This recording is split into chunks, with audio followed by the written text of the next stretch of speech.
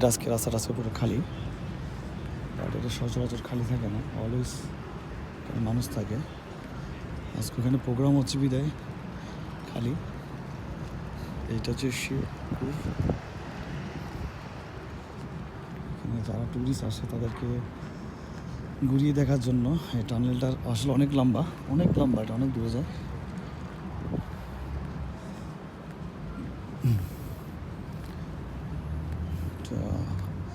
খুবই সুন্দর শান্তশিষ্ট পরিবেশ।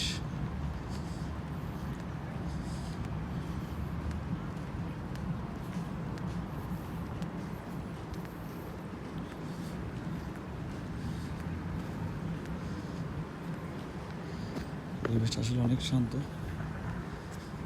সিঁড়ি দিয়ে উঠতেছি আমি।